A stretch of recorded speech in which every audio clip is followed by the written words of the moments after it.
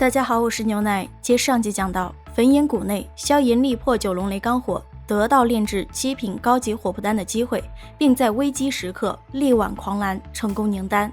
然谷主唐振许诺的完整版天火三玄变却不是那么容易得到的。焚炎谷三长老吴尘为了不让萧炎得到天火三玄变，动用了他8星斗宗的所有力量。不曾想，两人对轰，竟然差点毁了整个焚炎谷。最终，实力仅1星斗宗的萧炎获得胜利，如愿在传承水晶之地得到了天火三玄变的完整传承。达到目的后，萧炎告别焚炎谷谷主，重返天皇城柳家。柳晴不负萧炎所托，找到了小医仙和新兰的消息，只是消息内容不太好。小医仙的恶难毒体暴露了，丹域中有着不少的势力都在追杀他，其中冰河谷最为疯狂。冰河谷素来对于那些特殊的体质格外感兴趣，小医仙一旦被抓，知晓情况紧急，萧炎即刻启程，只身穿过空间虫洞前往丹域，想从叶新兰的口中得知小医仙的具体情况。不曾想，刚抵达中域，萧炎就从一商贩口中得知，小医仙已经被冰河谷的冰原冰符重伤。要知道，这2名长老实力皆是在6星斗宗左右。小医仙虽成功从2人手中顺利逃生，却也是身中了他们的天冰玄掌，如今又被围困在北方的洛神剑。冰河谷，若是小医仙有什么3长2短，小爷便与你们势不两立。叶城与洛神剑在同一方位，只是洛神剑更远一些，强行按下心中汹涌的杀意。萧炎飞速前往最近的叶城寻找叶新兰。叶家议事厅中正发生着激烈的争吵。叶家为了缓解调出5大家族的危机，决定将叶新兰嫁进同为5大家族之一的曹家。叶新兰却是很清楚，曹丹就是个混蛋，她不想嫁给他。而且曹家狼子野心，让曹丹娶她的根本目的不过是想轻视叶家。叶家的长老又如何不知？但逆水之人哪怕是遇上稻草，也想要抓上一抓。一青衣老者还讽刺新兰道：难道靠你嘴里那个迦南学院的天才来拯救不成？你也太高看了别人，我叶家的危机可不是随随便便一些阿猫阿狗就能挽回的。此话一出，萧炎的声音突然响起，阿猫阿狗也同样没有兴趣帮你解除什么危机。听到熟悉的声音，新兰满脸狂喜地转身，萧炎却是盯着他道：新兰，为什么会发生这种事情？知道萧炎什么意思的新兰很是愧疚地低声道：对不起。这一声道歉让萧炎逐渐冷静下来。严格来说，此事儿其实怪不到他身上。萧炎欲带新兰走，让新兰带路去找小医仙。新兰自然是同意的，他将小医仙2人带到中州，却并未给予他们相应的保护，反而在小医仙落入险境之时毫无出手之力，他心中有愧。然而新兰愿意，议事厅的众人却是不同意。这小子无缘无故闯进叶家不说，居然还无视他们想要带走叶家之人，他们还指望着将新兰嫁出去缓解叶家的危机呢。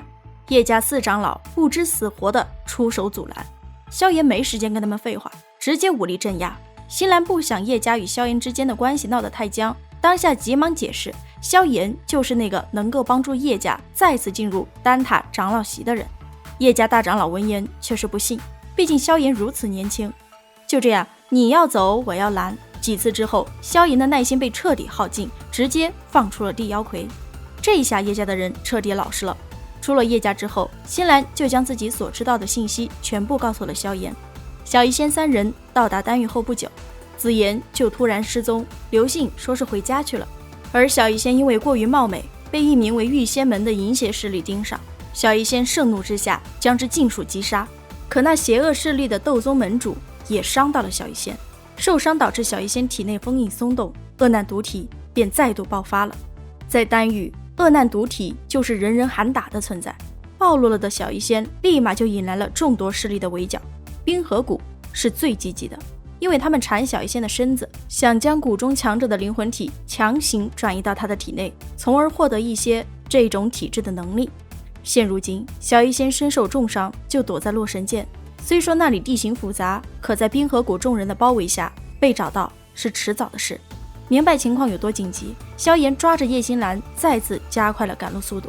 1天后，萧炎2人终于赶到了洛神剑。利用小医仙给新兰的寻毒术，他们很快就找到了小医仙。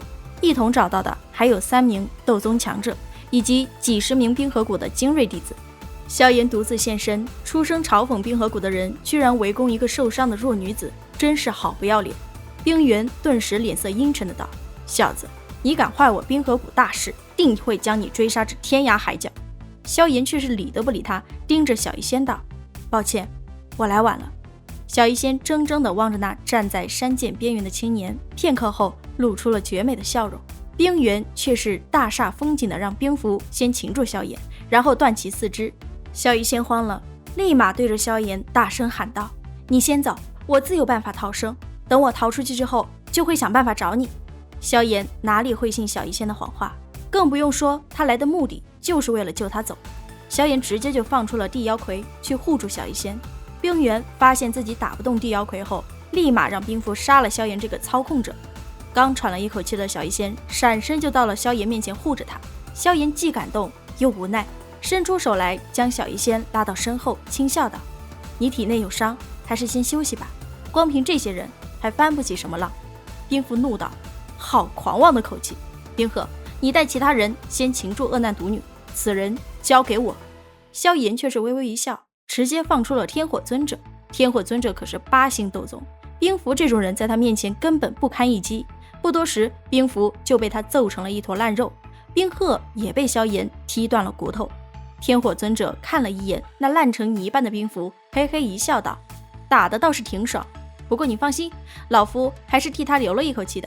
萧炎微微一笑，轻声道：药老先生请放心，药材的事儿已经差不多了，想必不用太久时间，您便是能够再度拥有躯体。天火尊者一听高兴坏了，还得是你小子靠得住啊，看来老夫的眼光还是极好的呀。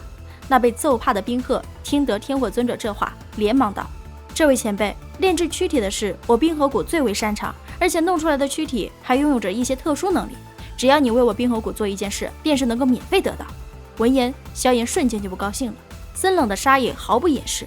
天火尊者看了萧炎一眼后，缓步走向冰鹤，笑眯眯的道：做什么事儿？可以商量。冰鹤高兴坏了，立马道：帮我冰河谷抓住恶难毒女，我冰河谷定然会给你一副极为满意的躯体。天火尊者缓缓点了点头，一副好说话的样子，拍了拍冰鹤的肩膀，然后一道清脆的咔嚓声响起，冰鹤的头与脖子便分了家。转过头，天火尊者望着萧炎淡淡的道：小家伙，这种人以后不用给他说话的机会，不然迟早会有变故。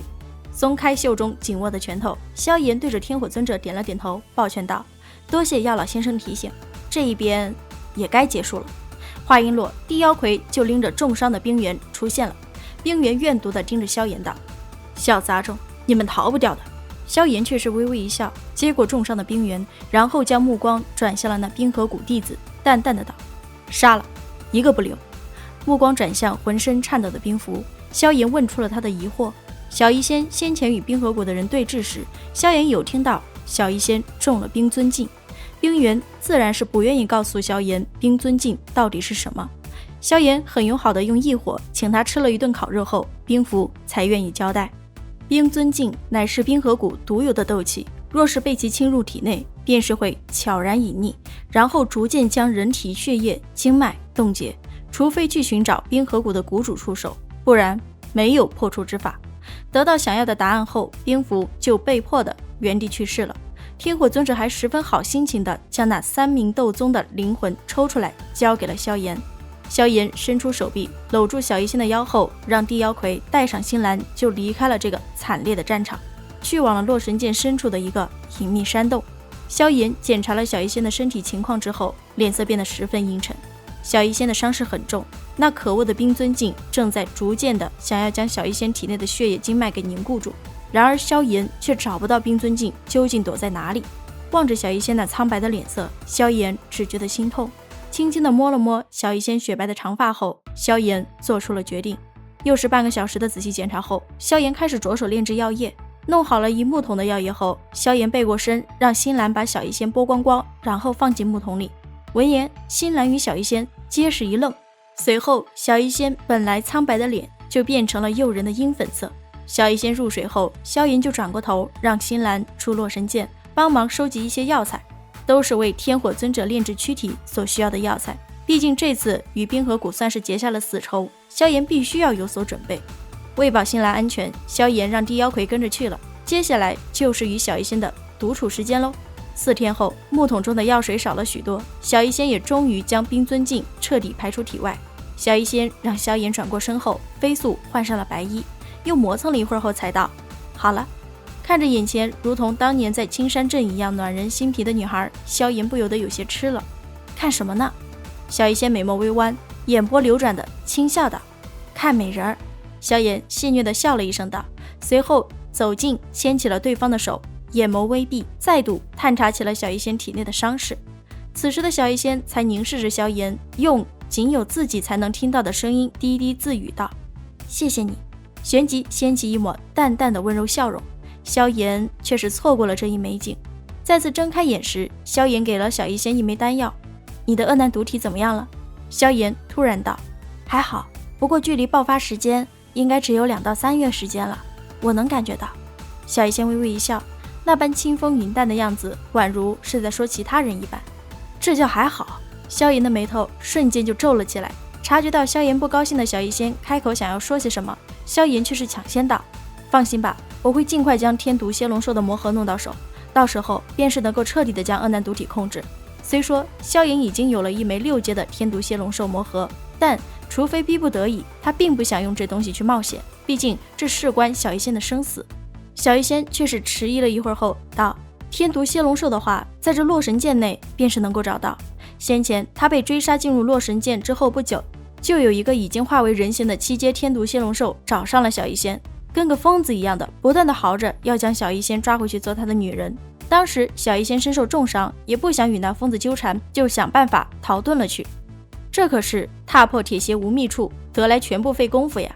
小医仙需要的魔核，以及给天火尊者炼制躯体所需要的7阶魔兽精血，这不就来了吗？”得知该魔兽实力在8星斗宗后，萧炎觉得是时候提升一下实力了，就又炼化了一部分魔毒斑，如愿晋升至2星斗宗。只是这新兰却还没有回来，直到第5天，新兰才慌忙地闯了进来，并且带回了一个非常不好的消息。好了，本期分享就到此结束了，视频都看到这里了，给牛奶点个赞吧。订阅了的朋友记得开启小铃铛哟，这样就不会错过牛奶的更新了。感谢您的耐心观看，拜拜，下期再见。